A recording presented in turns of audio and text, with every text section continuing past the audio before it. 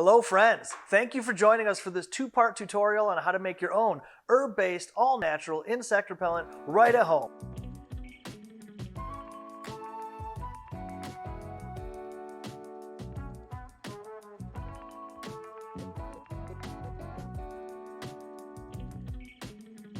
My name is Bevin Cohen. I'm the owner of Small House Farm and the author of numerous books, including The Artisan Herbalist, making teas, tinctures, and oils at home.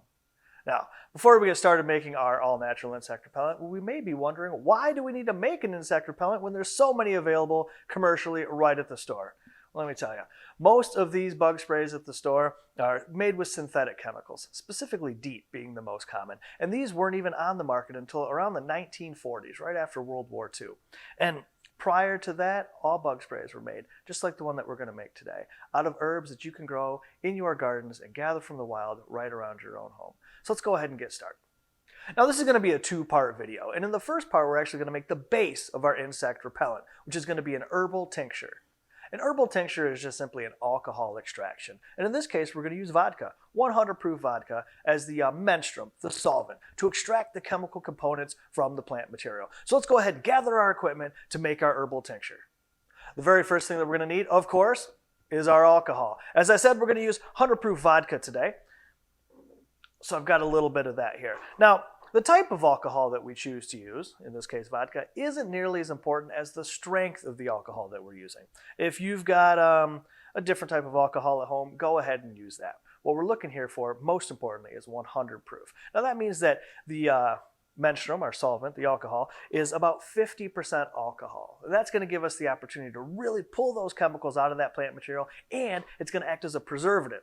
So our final product will be shelf stable. So we'll go ahead, get ourselves our alcohol. We're going to need a mason jar or some type of container to make our tincture in. I got a mason jar right here. We can just reuse something that we have around the house. That's going to be easy enough. We're going to need some measuring cups, of course, so we can measure out our herbs. I've got a couple here. I've got a quarter cup and a half a cup measuring cup right there. That'll work for what we need. And then we're going to need our herbs. I've got quite a selection of herbs that I've brought with me here today, and we're going to utilize all of them in our tincture. Now, for the most part, these herbs are going to be dry, right? And when you're making your own herbal medicines, typically you're going to want to use dry herbs. In most scenarios, all of the water has evaporated out of the plant material, concentrating the essential oils, and this is going to give us the most potent products. But some of the herbs that we're going to use today, we're going to utilize fresh, and when we get to those specifically, I'll talk to you as to why. So let's go ahead and go down the line and talk about the different herbs that we're going to use today. The first one on my list right here is going to be rosemary. Now, I always like to call it Rosmarinus officinalis because I'm old school. But in recent years, they've actually reclassified rosemary to be a member of the sage family, specifically the sage genus Salvia rosmarinus. So I got to update some of my labels and remember that. But here we go. We've got some peppermint, right? Mentha piperita. Now it's the menthol and the menthone specifically that we're going to extract with the vodka that's going to make this an effective herb for our bug repellent. I've got lavender, lavandula. Oh yeah, I can't wait to smell some of this. Now I love the smell of lavender, but insects do not. Specifically, mosquitoes cannot handle the essential oils in the lavender plant. So this is going to be another wonderful ingredient for our insect repellent, for sure. Now, we'll get the cap off this rosemary. These are all herbs right from our garden, right? These are all herbs that you can grow right in your garden. But if not, they're readily accessible through your local co-ops, online sources, through your farmer's market, whatever it might be. Try to get your herbs local as often as possible, right? But these are easily accessible, and that's why we want to use them today. Not only are they effective in repelling all these different insects, but they are easy to get our hands on. We don't have to go out of our way to get exotic ingredients, not necessary. Everything that we need right at our fingertips, right in our gardens, right in our backyards. Let's see, what else do we got? We're gonna use a little bit of lemongrass. I got some dried lemongrass here. This is from our garden last year. You might be familiar with lemongrass tea, lemongrass in your soup, that sort of thing. Absolutely delicious. It's got that wonderful citrus flavor that it's gonna bring to things. But in this case, it's that citrus aroma really repels ticks, fleas, flies, that sort of thing. Definitely an ingredient that we're going to need to use. I'm going to want to cut this up into smaller pieces when we make our tincture, but we'll get to that in a second. Right now we're just gathering our stuff, right? Let's see. I've got, some cloves. Now this is a slightly more exotic ingredient. I don't know anybody growing cloves in their garden, at least not anywhere near where I'm at. But readily accessible in your local grocery, or probably right in your spice rack right at home. Go around and dig in there. You're going to find all sorts of treasures in your spice rack. Cloves is one of them. We're going to be using some of those today as well. I've got basil. We got a little fresh basil right in here. Osmum basilicum, right? Oh, man. Love this stuff too. Now, this is an herb that we're actually going to utilize fresh in our tincture. We're going to allow it to wilt a little bit so some of that moisture can work its way out of the plant. But we definitely want to use our basil fresh. Think about this. When you dry your basil, if you've ever tried to dry basil, I suppose, for culinary purposes in your kitchen, you'll notice it loses a lot of its flavor, a lot of its aroma. That's because it's losing its essential oils, and it's the essential oils that we need, that we're extracting in our tincture for the base of our bug repellent. That's what's going to keep the insects away, so we're going to want to use fresh basil in our recipe today. And last, but certainly not least, catnip, right?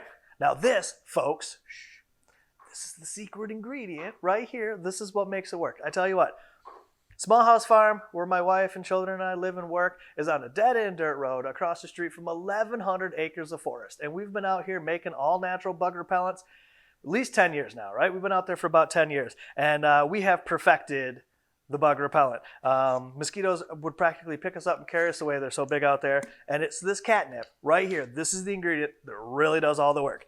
So we're going to use quite a bit of catnip in our recipe today. And again, you surely have catnip in your gardens. Whether you've planted it or not, it somehow finds a way to work its way in there. And once it's there for life. So let's make the most of it and use some of our catnip in our bug repellent recipe today.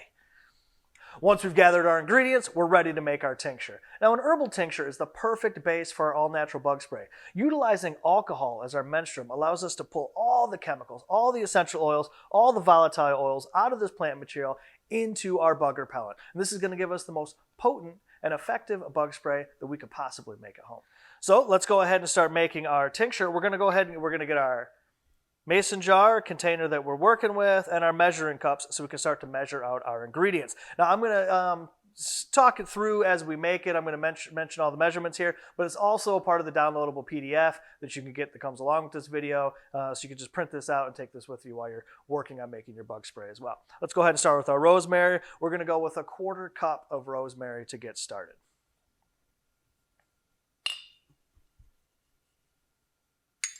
And to that, we're going to add about 1/2 cup of dried peppermint leaf.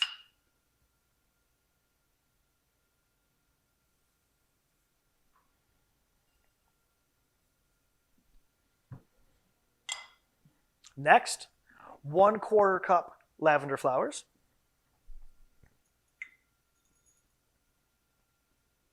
They smell so good. Can't quite get the cup all the way full without spilling it, so we're going to do in 2 parts like that.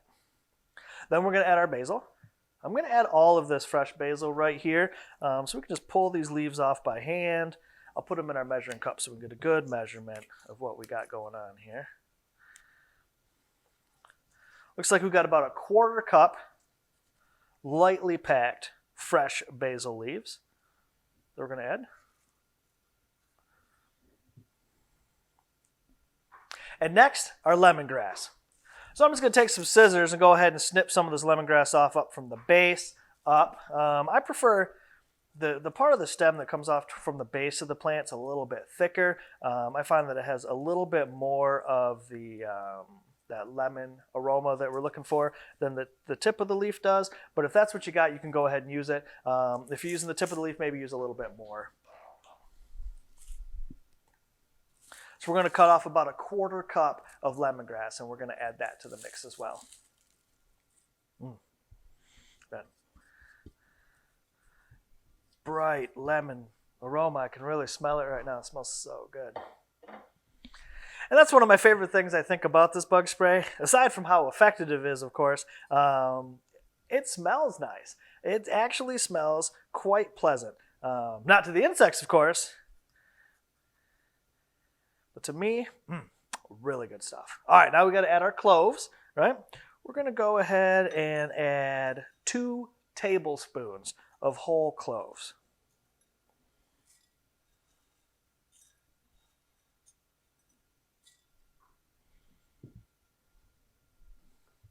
And then last but not least, once again, It's our catnip, right? Now we're going to go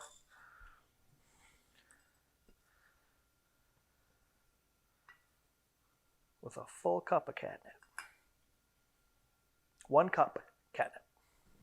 Now, here we got all of our herbs into our jar, and now we just need to top it off with our alcohol. Again, our menstruum, the solvent that we're going to use to extract the chemicals from the plant material. And again, we're going to use 100 proof vodka to top this thing off with. All right, now we had filled our mason jar up about halfway with the herbs. And then we're going to take our vodka and we're going to fill the jar all the way to the top, right? Halfway with herbs to the top with the alcohol. And then we need to take some sort of device. I'm going to use this kitchen knife. And we're going to want to stir this up a little bit. Poke it down. Work all the air bubbles out of the mixture. And make sure all of the herbs are well submerged. Now, once I get it all poked down, we're going to top it off with a little bit more vodka.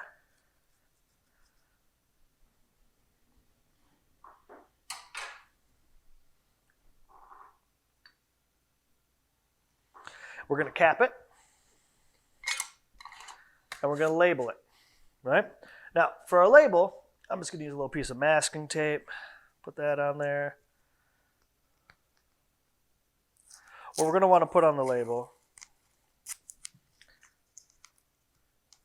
is the name of what we're making, obviously. So this is our insect repellent. I'm just going to write bug spray and then today's date, right? Okay. Now, we're going to take our tincture here and we're going to put it away in a cool, dark place so the extraction process can happen. We're going to say about 2 to 4 weeks, right? And you're going to want to come through here maybe once a day or so, give it a good shake, stir it up real nice, you know, for about 2 to 4 weeks. Now, you could put that right here on the label if you want. You can put today's date when you make it, but you can also put the date when it's ready if you like, if that helps you stay organized, right? And come through every couple days, at least, maybe once a day if you can, shake it up, and keep it in a cool, dark place. And in about 2 weeks' time, we're going to come back, we're going to strain this out, and this is going to be the base of our insect repellent, which is going to be the second video. In the next video, we're going to strain out our tincture to see how well it turned out. It's going to be awesome, I'm sure. We're also going to talk about herbal infusions that we can craft to add to the product to make it even more potent.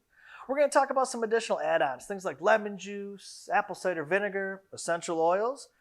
We're also going to cover some packaging. We're going to talk about some different bottle choices, spray nozzles, that sort of thing. And then we're going to craft our all-natural insect repellent. All right, well, I'll see you next time, folks. Happy growing.